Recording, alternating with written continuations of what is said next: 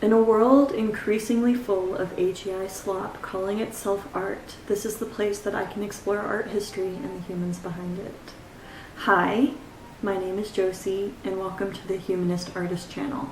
I know the name is a mouthful, but in this economy it's the only mouthful I can monetize.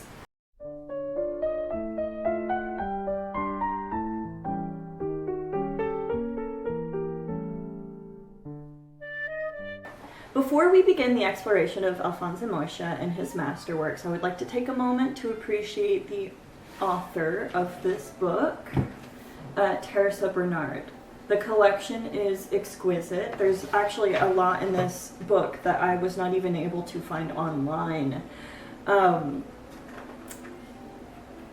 this book is called Alphonse Mucha, The Artist and His Masterworks. There's a different one. I think it's called The Masterworks of Alphonse Mucha. It is not the same author and it's not the same book that I'm referencing.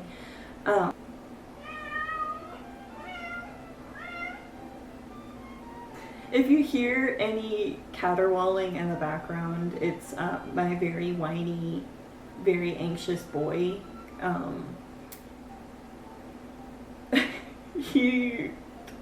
He might even jump up on the table later. I don't know. He does not like anything changes. He doesn't like anything new.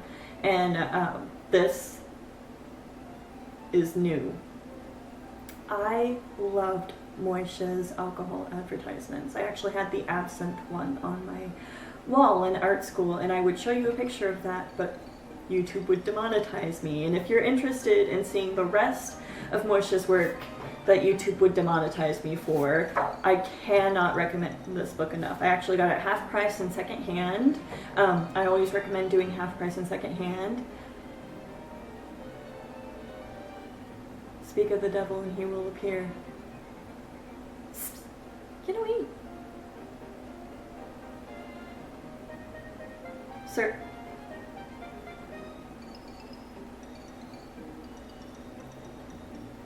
Speak of the devil and he will appear. He's actually so cute. Get out of here.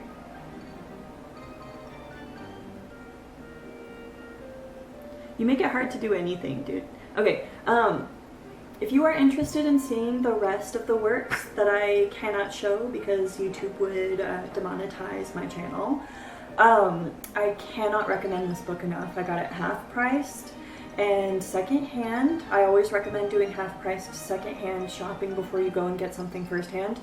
And I got this around this time last year. And I was actually surprised by how much I didn't know about this artist. It's full of references from biographers. It's actually got a bunch of really impactful quotes from Mucha himself. And 80% of the pages are covered in artwork, so it's not that heavy of a read.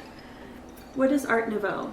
According to Britannica, Art Nouveau is defined as a style of art that arose in the late 1800s and stretched into 1910 across the Western Hemisphere. Its particular characteristics are long, organic line work.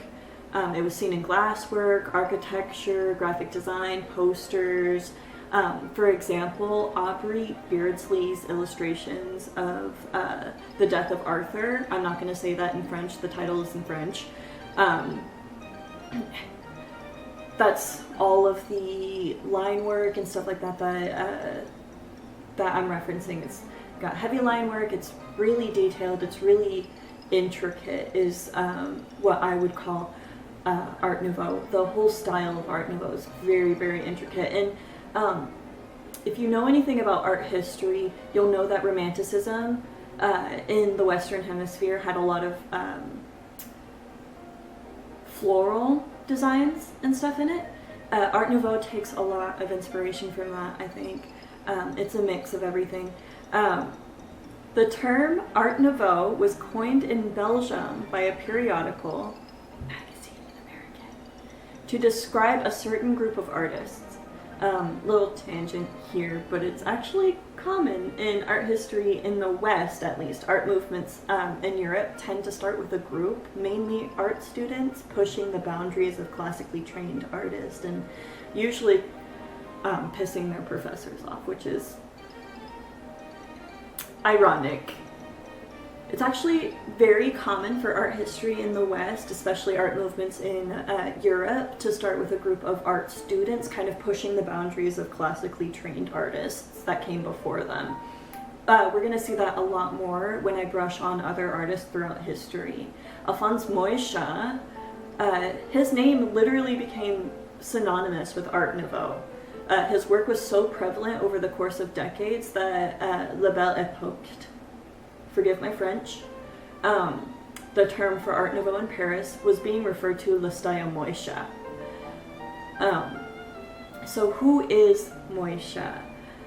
Alphonse Mucha was born July 24th, 1860 in a small town, the South Moravian region of the Czech Republic. He started working for the Count Milkov, who financed his studies at the Munich Academy of Fine Arts. In 1888, Alphonse moved to Paris, where his career took off after creating a poster for Parisian artist Sarah Bernhardt.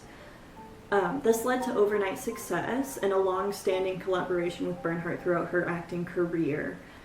Mucha was commissioned for promotional works of other actresses such as Maude Adams and the American actress Leslie Carter. Miss Leslie Carter. Though the work you probably recognize the most from Mucha is his advertisements for biscuits, cigarettes, chocolate, alcohol, and even bicycles.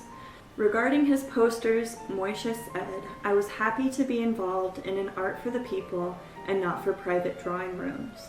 It was inexpensive, accessible to the general public, and it found a home in poor families as well as affluent ones." Mucha's posters were so popular that people even bribed each other to take them off of walls and bring them home. They would even go out in the middle of the night and scrape them from the sides of the theaters. That's how popular his posters were.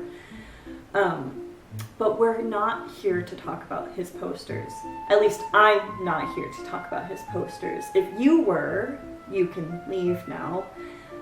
For anyone else whose interests were piqued, we're going to be talking about his lesser known yet still fantastic masterworks. After getting a rise in his career from starting promotional works and advertisements, Mucha started doing illustrations for books, periodicals. He even did a couple of magazine covers. I am particularly fond of the illustrations done for Clio, written by, and forgive my French again, Antoine Franck. There's just something about his illustrative arts when compared to his posters that seem like a lot more emotive and real. I honestly think it's the softness that kind of makes it so human. And like in his posters, you can notice like the softness of their faces, the softness of their skin, but his line work in his posters and his promotional work is so stark when compared to his illustrations. It just feels a lot more real. I don't know. As a charcoal artist myself, I really enjoy capturing details with as little lines as possible, if that makes any sense at all. Because overly detailed and intricate pieces tend to lose the viewer's focus. It's also, you don't see, with the human eye, you don't see every single pore and hair on someone's face. You're usually looking at their eyes, their nose, the shape of their mouth, you know, stuff like that, that they are important details to get right, but not so important that you have to focus every single second onto those details, right? But Mucha's use of organic sweeping lines, they draw the eye over the entire piece. It's quite intentional, and that's even with his posters. You can notice that with his posters. One of the biggest examples of Mucha's book illustrations is an interpretation of the Lord's Prayer. called Le Pâtre, I think. Whilst working on Le Pâtre, Mucha expressed a desire to move on from solely commercial works. He was quoted as saying, "I had not found any real satisfaction in my old kind of work. I saw that my way was to be found elsewhere, a little bit higher." Okay. With the wave of commercial work ebbing, Alphonse Mucha turned his focus onto painting what many would consider his masterpiece, the Slav epics. First, you'll notice that his work takes on much more of a classical painter style in comparison to his vibrant earlier works, but the storytelling and pride of his heritage with the Slav epics takes center stage without losing his characteristic style, especially in depicting women's faces. Slav epic cycle number 1, the Slavs in their original homeland between the Turanian whip and the sword of the Goths between the 3rd and 16th century. You're going to notice as we go throughout the Slav epics, and I kind of describe a couple of them here, that he starts as early as possible. He started the storytelling of his heritage when there were still attacks on the Slavic people by Germanic tribes. One point I have to make here is that these paintings are massive. In context of you, if you were looking at the painting, you would be roughly, maybe even smaller than the size of the woman in the foreground of this painting. And all of the painting coming up in the Slav epic, they are enormous.